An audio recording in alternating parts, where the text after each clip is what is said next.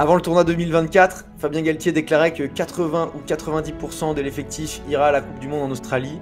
Ça me paraissait un petit peu optimiste, d'autant que on venait de perdre en quart de finale de la Coupe du Monde. Et il s'est avéré que Fabien avait menti. Rugby show, ça va te donner très chaud. Rugby show, ça s'écoute entre poteaux. Rugby show, en métro ou au boulot. Rugby show, des débats et des pronos. Rugby show, bienvenue au Rugby Show. Qu'est-ce qu'on est content de vous retrouver dans ce nouvel épisode du Rugby Show. La tournée d'automne vient de s'achever et comme d'habitude, vos chroniqueurs préférés sont là pour tout décortiquer. Au programme aujourd'hui, on va parler des chiffres qui donnent le tournis au Stade de France, puisque Thomas a sorti sa calculatrice, vous allez voir. Mais surtout, on va parler aujourd'hui de la méthode Galtier, sa gestion de l'effectif d'abord, sa stratégie de jeu ensuite, qui a été largement décortiquée par vos chroniqueurs, complètement dingue. Et enfin, évidemment, les ambitions pour le 6 Nations. Vous l'avez vu, ou vous allez l'entendre, vous qui êtes très vigilants, l'absence de Berton. Malheureusement, il a pris en charge le Instagram du Rugby Show, il est tombé dans la matrice de Toc Toc. On l'a perdu dans la gestion des réseaux sociaux. Mais rassurez-vous, chers écouteurs, Thomas et Elios sont à mes côtés. Et Thomas, d'abord, comment ça va, mon cœur ? Moi, je suis pas content. Fabien, il nous a menti. Et on va décortiquer ses mensonges. Toi, tu n'aimes pas le mensonge, mon petit Thomas. Tu n'aimes pas le mensonge. Et enfin, évidemment, Elios, votre deuxième et dernier chroniqueur de la soirée. Elios qui a eu le privilège d'être au Stade de France. Alors, gamin, tu en as pris plein les mérites.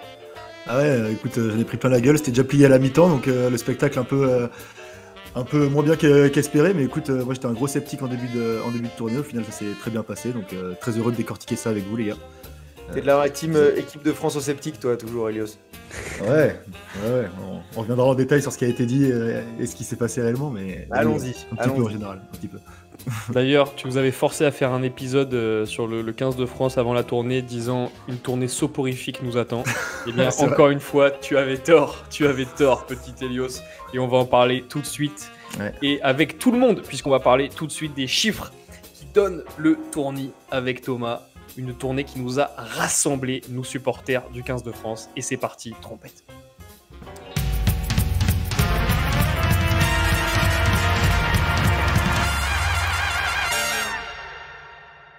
Ok, je répète. Bonjour, c'est Christophe Urios. J'ai un message pour toi avant de continuer l'émission. Si t'es chaud, abonne-toi. Et si t'es froid, prends un pull et abonne-toi et va allumer le barbecue. Thomas, on le disait, cette tournée, a priori, a rassemblé les supporters et je crois que tu as des chiffres pour appuyer ces propos. The floor is yours, comme dit nos amis outre-Manche. Explosion de joie devant 7 millions d'écrans français parce que entre le France-Argentine à 6,7 millions de téléspectateurs et le France All Blacks à 7,3, je peux vous dire que ça a fait plaisir aux audiences et aux publicitaires qui avaient acheté les pubs sur TF1. Mais en tout cas, après une année un peu compliquée en 2024 et une tournée mouvementée, je pense que c'est peut-être un peu le moment où on a commencé à se réconcilier avec l'équipe de France et à voir vers 2027. Je sais que tu étais un peu inquiet de ça, toi, Clément. Ouais, on l'avait dit je vous invite à regarder l'épisode qu'attendre de cette tournée soporifique avant qu'on a sorti avant cette tournée d'automne. En effet, moi j'étais un petit peu inquiet de deux choses. D'abord, d'une réputation de l'équipe de France qui était un peu compliquée après tout ce qui s'était passé dans l'été et puis même dans le cadre du rugby plus largement avec des problèmes dans les clubs, etc. Je sais pas, une espèce de les valeurs du rugby qui étaient plus les bonnes et la peur que le public plus amateur ou en tout cas qui connaissent moins le sport ait un peu des attentes qui soient pas les bonnes. Une deuxième peur également qui était la mobilisation des joueurs parce que forcément se remobiliser pour un collectif quand tu représentes un maillot qui a été un petit peu bafoué dans les mois précédents, ça peut être compliqué. Et en fait, comme tu le dis Thomas, que des sourires, que de la bonne humeur, un public largement présent et largement au rendez-vous. Ouais. Partout, que ce soit sur les réseaux sociaux, que ce soit dans les stades, que ce soit sur les replays, en live, c'était hallucinant. On a vraiment vécu une grosse tournée d'automne. Mais d'ailleurs, on a été plébiscité par la presse rugby du monde entier surtout pour les éclairages et l'ambiance au Stade de France. Et un truc à préciser qui est très important, je trouve aussi, c'est qu'en termes de téléspectateurs et d'audience, on a niqué les footeux sur leur dernier match. L'équipe de foot de France, elle a fait 5 millions, 4 millions et demi, je crois, d'audience en moyenne sur leur dernier match de Nations Cup. Bon, c'est pas des matchs très attrayants, mais bon, quand même, fallait quand même le souligner pour une fois que le rugby, elle va en poupe. Alors ok, Ouais, mais cool. si tu veux comparer, je t'ai donné les chiffres pour l'Argentine et les All Blacks, mais pour le Japon, on est quand même autour des 5 millions. Donc, on va dire Ouais, qu'un match de c'est rugby, bien. pas ouf, fait autant qu'un match de foot, pas ouf. Et finalement, quand tu connais l'historique des deux sports, tu te dis, bon, bah là, Ouais. le rugby, il est en train de vachement rattraper, quoi. Ouais, ouais, mais nous, c'était des matchs sans compétition, hein. Enfin, on n'est pas dans une compète, on n'est pas dans un tournoi de destination ou dans une Coupe du Monde ou un truc comme ça. Alors, on dit qu'il n'y a jamais de match amicaux au rugby, mais quand même, on n'est pas dans des affiches qui sont hyper structurantes pour construire notre collectif. ouais. Bon, point noir au tableau quand même. Euh, Nous, on était contents au stade, mais les téléspectateurs, franchement, TF1, les gars, respectez un peu. Respectez le Ouais, sport. Ça y est. ouais. Ça manque. Enfin, c'est pas France Télé, c'est pas Canal, tu vois. Tu sens que les gars, surtout il y a un appel d'offres qui arrive pour les droits du 6 Nations 2026. J'espère vraiment que ça va pas être TF1. Bah, le truc, c'est qu'ils ont été mauvais, je trouve, au niveau de la réalisation et aussi au niveau du commentaire.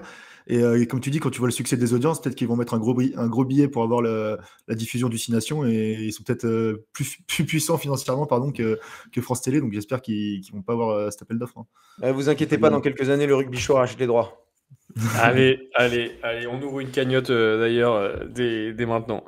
Non, en effet, un engouement fou, donc on l'a dit. Je pense que si vous nous regardez sur cette vidéo, ou si vous sur YouTube, pardon, et si vous nous écoutez sur les plateformes de streaming, c'est qu'a priori vous avez vu tous les matchs et que vous avez senti cette énergie autour du 15 de France. Et ça fait plaisir. On aime voir ça, évidemment. On aime ce sport et c'est pour ça qu'on fait tout ça. Je vous propose, les gars, qu'on rentre un peu dans le chiffre du sujet, ce qui a fait que nos amis écouteurs ont cliqué sur cet épisode.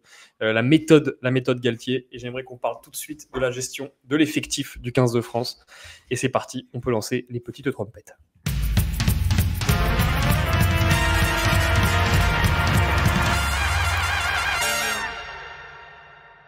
Avant le tournoi 2024, Fabien Galtier déclarait que 80 ou 90% de l'effectif ira à la Coupe du Monde en Australie. Ça nous paraissait un petit peu optimiste, d'autant que on venait de perdre en quart de finale de la Coupe du Monde. Et il s'est avéré que Fabien avait menti, puisque on a noté qu'il avait quand même pas mal changé d'avis ces derniers temps et qu'il avait lancé beaucoup de nouveaux joueurs. Je pense que c'est pas mal pour l'émulation notamment, dont il parle beaucoup.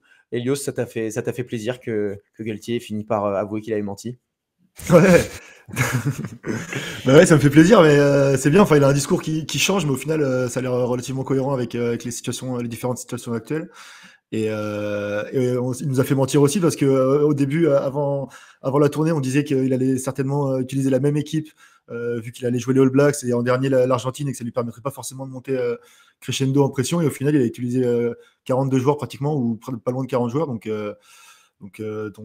ta question sur l'émulation, ça me séduit plutôt et c'est cool. On a vu des nouvelles têtes, des nouveaux visages, on a vu d'autres mecs s'affirmer. Donc une gestion du collectif qui est plutôt séduisante. On peut pas la critiquer, je trouve, pour le coup. Ouais, ça je suis d'accord. Mais du coup, c'est quoi sa méthode? C'est de décider d'élargir le groupe et de faire jouer un peu des plus jeunes ou des gens qu'on avait moins vus, ou est-ce que sa méthode c'est de mentir? Au début du tournoi Réponse B. 2024, on est en choc post-traumatique et il se dit on va se reposer sur les cadres de l'équipe de France, on va leur faire confiance, on vient de passer 4 belles années. Sauf que malheureusement, ça marche pas très bien. Et en cours de tournoi, on se dit tiens, on va commencer à tenter 2-3 trucs. Ça fait qu'on gagne les 2 derniers matchs. Thomas Ramos passe à l'ouverture. On tente de lancer quelques nouveaux joueurs, notamment Nicolas Deporter, voilà, etc.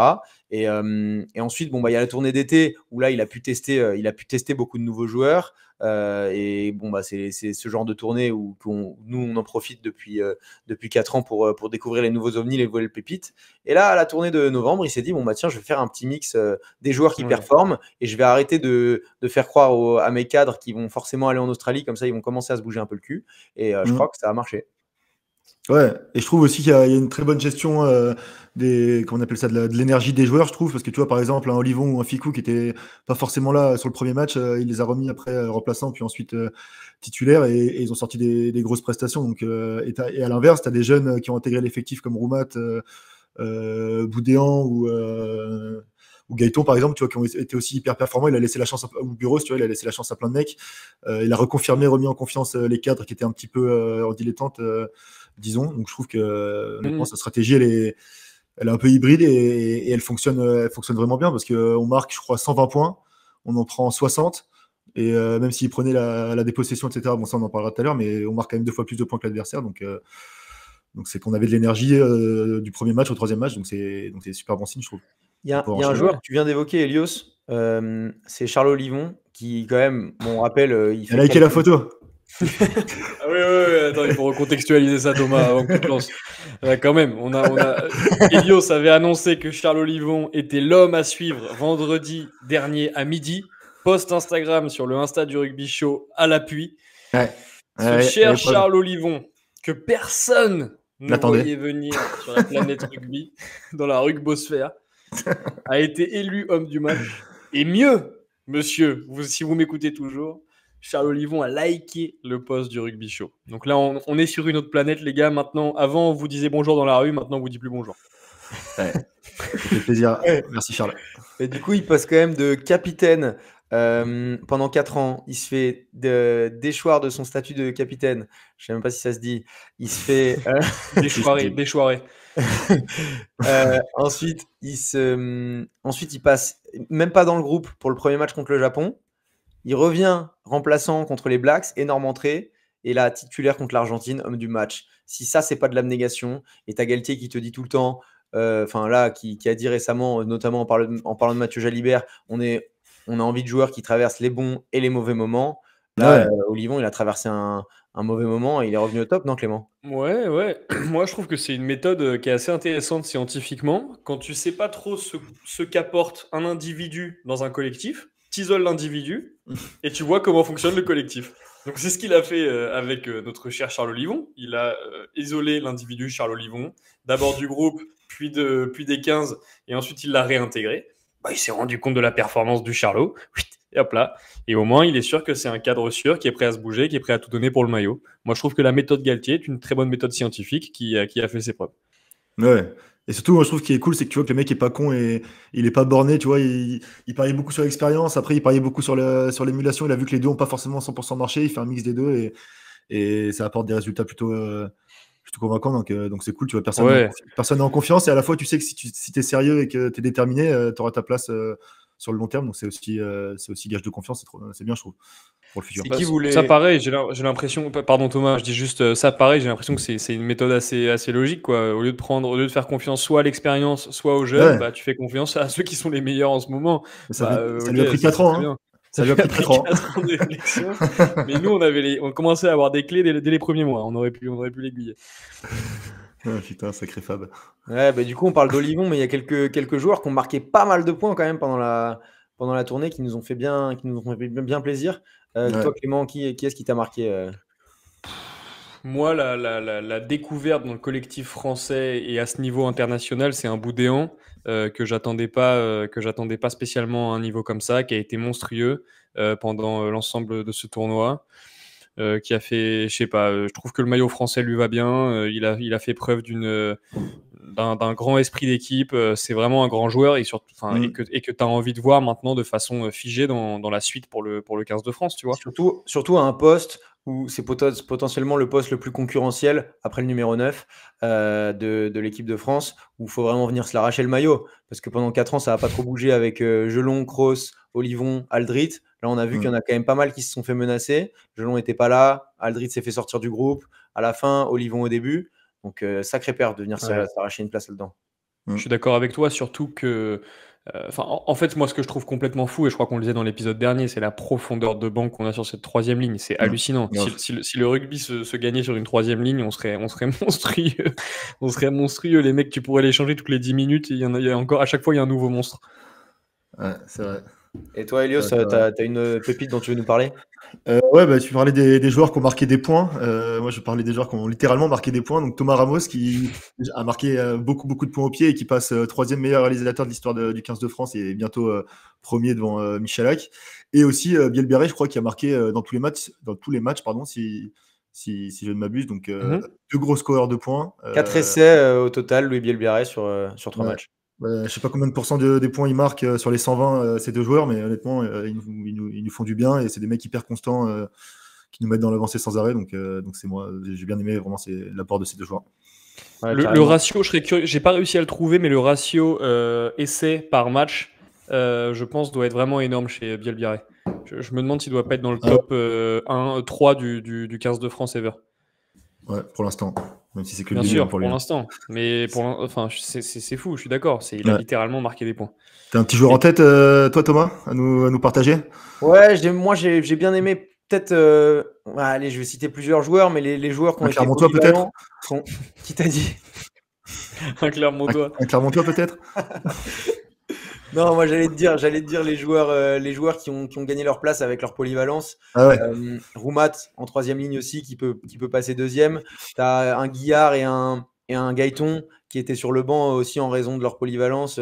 Deuxième ligne, troisième ligne pour Guillard et centre L pour Gaëton. Gaëton qui du coup a poussé Jalibert hors groupe. Ça, c'est des nouveaux joueurs qu'on voyait pas et qui sont venus chercher le maillot aussi grâce à ça. Et ça aussi, ça fait partie de la méthode Galtier. Tous les joueurs peuvent jouer à plusieurs postes, à l'impression. C'est vraiment hallucinant.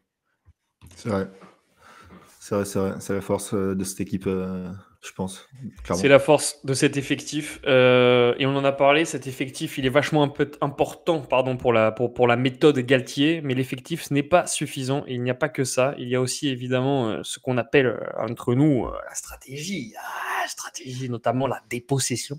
Et on va la tacotique, et on va se poser tout de suite la question de est-ce que la méthode Galtier repose également sur une stratégie de dépossession. Et pour cela, je vous ai préparé des petites trompettes que ma régie envoie tout de suite. Trompette.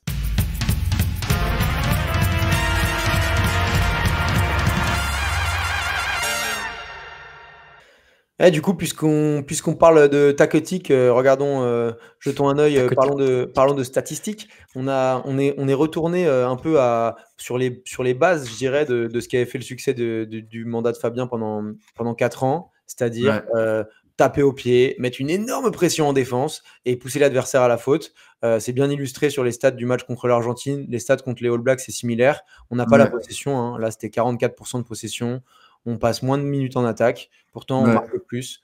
Donc, on a peut-être retrouvé notre créneau. Malgré les changements de règles qui veulent favoriser l'attaque, nous, on s'est dit non, nous, c'est la défense. Ça la restera.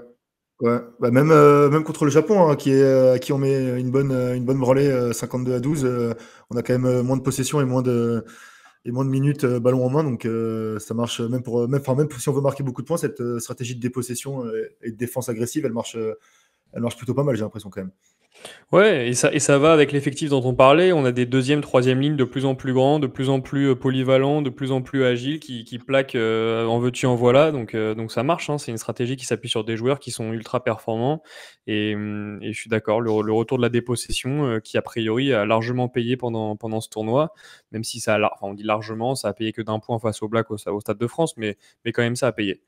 Ouais, après, contre les Blacks, on s'est pas forcément senti hyper en danger. Enfin, ils font un peu la course derrière. Et je veux dire, en fin de match, on est plus en maîtrise qu'autre chose. Ok, on gagne d'un point, mais si on est un point derrière, potentiellement, on peut le reprendre sur la fin du match. Je suis pas en train de dire qu'on a gagné facilement, évidemment, mais on avait quand même cette certaine maîtrise sur la fin du match par la pression qu'on mettait sur les coups de pied. Parce qu'au final, sur l'occupation contre l'Argentine, on est presque sur du 50-50, mais en tapant beaucoup plus au pied et en gagnant beaucoup plus de terrain au pied. On voit que les autres, ils relancent pas mal les ballons à la main et on a beaucoup moins de courses et de ballons remontés à la main qu'eux. Par contre, sur les stats au pied, on est dominateur en permanence, quoi. Ouais, c'est vrai. Mais pour le coup, ça, c'est un secteur où on n'était pas forcément très très bon. Je trouve qu'on a pas mal progressé sur le triangle derrière et la couverture du terrain. Et notamment avec les nouvelles règles des escorts qui sont plus autorisés, je trouve qu'on a beaucoup plus joué au pied. On les a mis en danger les Argentins, et par exemple le contre d'Olivon ou d'autres coups de pied que Thomas Ramos a fait sur le coup de pied, l'essai de pénalité. C'est bien, je trouve qu'on a trouvé encore une fois un bon mix, et même si on joue beaucoup au pied et qu'on n'a pas beaucoup la possession, je trouve aussi qu'on a marqué des belles contre-attaques, qu'on a des fusées sur les ailes et à d'autres postes clés qui nous permettent aussi d'avoir du spectacle, donc on se fait quand même pas chier malgré le fait qu'on tire pas forcément le ballon, donc ça aussi c'est plutôt sympa par rapport à 2020, je trouve. Ouais, on a vite écarté. On a vu des coups de pied qui n'étaient pas forcément des coups de pied d'occupation. C'était parfois des petits coups de pied tactiques, des petits par-dessus, Ouais, c'est dans la Dupont, diagonale pour la fusée Bielbiarré qui nous ont régalé. N'est-ce pas, Clément? Ouais, je suis d'accord. Surtout que, enfin, Bielbiarré, pardon, on n'en a pas parlé dans les joueurs un peu plus tôt dans l'effectif. Ça fait partie pour moi un peu des révélations de ce tournoi. Le mec a été flashé à, je sais plus, combien, 34 km/h, 35 km/h. C'est tout qui s'installe là.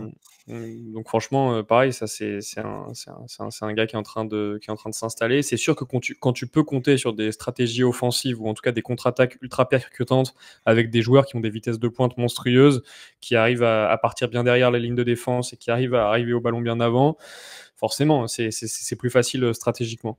Après, moi, la question que j'ai envie de vous poser, c'est cette stratégie de dépossession. Est-ce que c'est pas ça qui nous coûte un peu potentiellement le match contre l'Afrique du Sud en quart de finale il y a un an?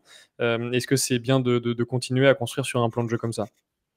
On progresse justement. Contre l'Afrique du Sud, on prend des contre-attaques éclairs, des trucs où ils sont hyper pragmatiques, sur des erreurs qu'ils avaient clairement identifiées, tu vois. Ils ont tapé au pied dans des espaces qu'ils avaient identifiés comme plus faibles, où il y avait forcément des joueurs un peu moins performants dans ces secteurs-là. Je pense à l'essai je crois que c'est de Colby. Colby, ouais, c'est Colby. Ça part d'une touche d'un côté, ils écartent de l'autre côté, puis ils reviennent, ils retapent au pied sur les avants qui sont un peu restés parce qu'après la touche, normal, ils savaient pas trop quoi faire. Et ça, c'était vraiment je pense ils nous ont dominé tactiquement sur l'identification des faiblesses. Après, peut-être que c'est parce qu'on a dépossédé, mais bon, allez, c'était une grande équipe d'Afrique du Sud. On en a parlé. Il y a eu des problèmes d'arbitrage aussi un peu qu'on aurait pu, on aurait pu se mettre un peu moins en délicatesse, quoi. Clément, moi je pense que Fabien il a été traumatisé par la défaite contre l'Afrique du Sud et il est fan de Rassi Erasmus et depuis copié à l'identique sa stratégie. Mais bon, ça a l'air de fonctionner. En vrai, contre les Blacks, on était un peu pragmatique à la sud-africaine contre. Ouais, c'est pour ça que je dis ça. Ouais. On espère quand même avoir les mêmes horizons et les mêmes futurs avec une victoire de Coupe du Monde très bientôt. Ouais. Si c'est le modèle qui marche, pourquoi pas. En tout cas, on conclut à une méthode Galtier qui a largement fonctionné pendant ce tournoi, qui a convaincu, a priori, en tout cas les plus grands amateurs de rugby que vous êtes.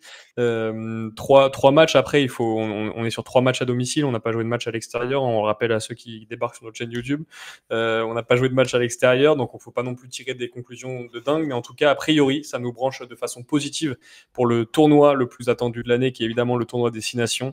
Et je propose qu'on en parle tout de suite pour conclure cet épisode, le tournoi Destination. Que tirer de cette tournée d'automne et que retenir pour le tournoi? C'est parti, trompette. Popcorn, c'est le ticket le moins perdant, ça c'est sûr. Bon, l'équipe de France en 2024, c'est 8 victoires en 11 matchs. Ça fait à peu près 73% 73% de victoires. Stresse pas. Elios, la calculatrice, qui est très chère à Fabien Galtier. Il nous parle souvent de la France, 80% de victoires sur un mandat de 4-1. Mais en tout cas, personne n'a fait mieux dans l'hémisphère nord en tant que ratio de victoire. Est-ce que ça nous projette comme des favoris pour le tournoi à venir? J'espère que ce sera mieux que ratio Erasmus. Oula. Elle est costaud celle-là, elle est costaud. Mais Thomas, pour te répondre plus sérieusement, parce que je pas envie de te faire perdre ton temps, moi.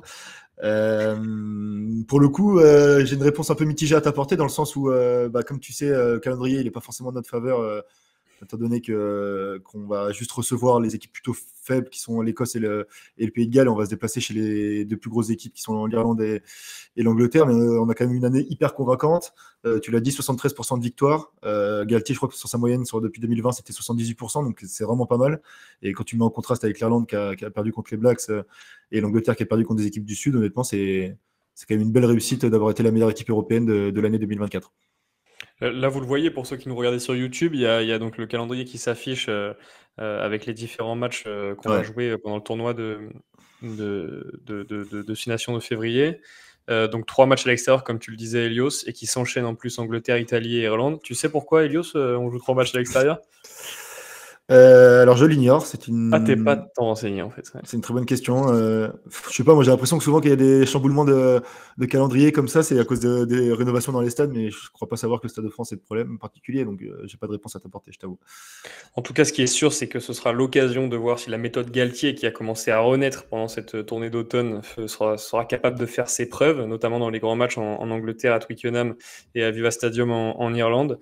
Peut-être, les gars, un joueur pour clôturer l'épisode, un joueur que vous n'emporteriez pas dans vos valises si vous deviez partir pour ce tournoi et pour son destination, et qui était présent pendant l'Autumn Nation Series.